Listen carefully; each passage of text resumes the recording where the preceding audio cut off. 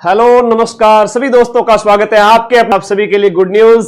हालांकि आप लोगों को पता चल ही चुका है, लेकिन आप लोग मेरा बड़ी बेसब्री से वेट कर रहे थे। यूट्यूब पर तो यूं तो हजारों वीडियो होंगे, लेकिन आप लोग कह रहे थे कि सर आप लाइव आकर के सारी इंफॉर्मेशन मुझे बता दीजिए। आप लोग बड़े व्हाट्सएप कर रहे थे लगातार, तो भाई मैं आ गया हूं। थोड़ा सा रेट के बाद में विश्राम की जरूरत पड़ी थी, क्योंकि वापस लैब असिस्टेंट को पढ़ाना जो था मुझे, तो 5-7 दिन थोड़ा मैंने रेस्ट किया। अब जम के पढ़ाऊंगा और आप लोगों को सिलेक्शन दिलाऊंगा।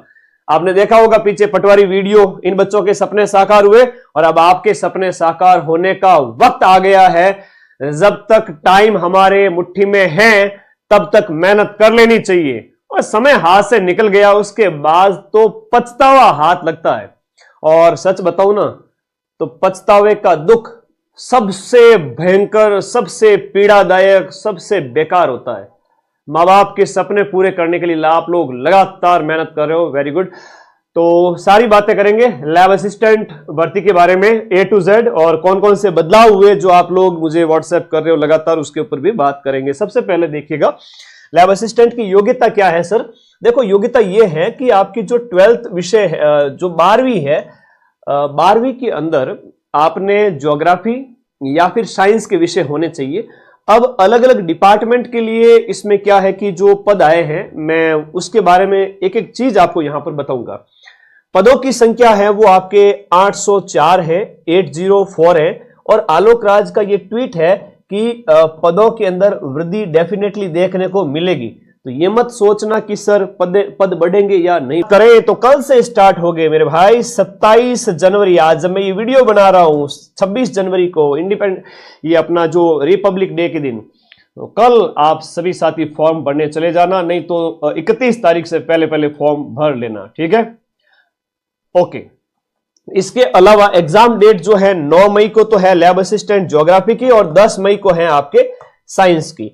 एज वाला एक जो बदलाव है, मुझे कहीं उसमें डर था कि भाई जो आपका कहीं 1 जुलाई 2026 है उसको ये आधार नहीं मान ले, लेकिन बहुत अच्छी बात है कि आपका 1/1/2027। अब इस प्रकार से 17 साल ये आना देखा जाए ना, तो और आपके 2009 मतलब 1 जनवरी 2009, ठीक है, आपके 1 जनवरी 2009 के बाद वाले बच्चे एलिजिबल नहीं होंगे। 1 जनवरी 2009 से पहले वाले सारे एलिजिबल होंगे, ठीक है। तो ये कहने का मतलब है 1 जनवरी 2009 के बाद का आपका जन्म नहीं होना चाहिए। इससे पहले वाले जो बच्चे हैं उन सभी का यहां पर एलिजिबिलिटी है, ठीक है। तो ये एक बदलाव आप लोग ध्यान रखिए, ठीक है। अब आपके मन, अब 3 महीने पर्याप्त है क्या? बिल्कुल पर्याप्त है। मेरे पास तो ऐसे ऐसे बच्चों के व्हाट्सएप आते हैं, गुरुजी मैंने 11 दिन के अंदर 41 यूनिट्स के नोट्स कंप्लीट कर लिए, और अब नेक्स्ट 2 दिन के अंदर 10 यूनिट का रिवीजन भी कर लिया। सब बस ऐसे ऐसे बच्चे जब मुझे मैसेज करता है, मुझे मजा आ जाता है, आनंद आ जाता है। ये जो बच्चे हैं ना, इतने ऊर्जावान हैं कि दिन रात लगे हुए रोज की 5-5 यूनिट खत्म कर रहे हैं और बहुत मेहनत कर रहे हैं। कसम विद्या माता की, जिसने ऐसे पढ़ लिया उसके लिए तो 3 महीने बहुत ज्यादा समय है। मुझे कोई लास्ट के 30 दिन भी कहे तो भी मैं कहूंगा सिलेक्शन हो सकता है। मई में लास्ट में आ गए कि गुरुजी अब तो मई के 10 दिन बचे हैं, मैं 0 लेवल से तैयारी शुरू करूं, क्या होगा या नहीं होगा। फिर अगर ढंग से पढ़ रखा है 11th-12th में तब तो ठीक है, वरना कहूंगा 2030 में आना भाई। पहले 3 महीने पहले जब कहा था उस समय कहां थे। तो आप लोगों को जम के पढ़ना है, वही टाइम टेबल है, कोई टाइम टेबल में चेंज नहीं करना है। सुबह उठना है और अपने विद्यालय जो ये विषय है लैब असिस्टेंट साइंस या ज्योग्राफी, 5 घंटे अपनी सीट से उठे बिना भूखे पेट, ऐसा नहीं कि बढ़िया लड्डू चेप रहे हो, बढ़िया चूरमा चेप रहे हो, मम्मी के बेटा खा ले। माता का तो जीव होता है ना, माता मावड़ी ऐसी होती है, 2-3 सोगरे 5-7 रोटी चूर के लेके आ जाएगी, बोलेगी बेटा चूरमा जीम ले, बेटा दही खा ले, दूध जीम ले, पूरा धबा देगी सुबह सुबह आपको। ना माताजी, मुझे पढ़ना है भूखे पेट। यस सर, भूखे पेट, और सुबह बढ़िया गर्म पानी पी करके और लग जाओ 5 घंटे नॉन स्टॉप। 12 बजे नहाना धोना खाना पीना जो भी आपको करना है कर लेना, और फिर 3 बजे तक है ना फ्री टाइम है। 3 बजे तक ये रेस्ट का टाइम है।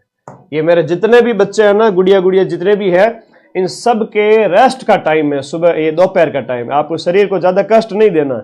सुबह के टाइम में आपको पढ़ लेना है 5 घंटे अपना सब्जेक्ट। लैब असिस्टेंट ज्योग्राफी है सब्जेक्ट, तो ज्योग्राफी वाले बच्चों को सुबह सुबह 2 से 3 यूनिट तो नाश्ते में, 2 से 3 यूनिट का तो नाश्ता करना है।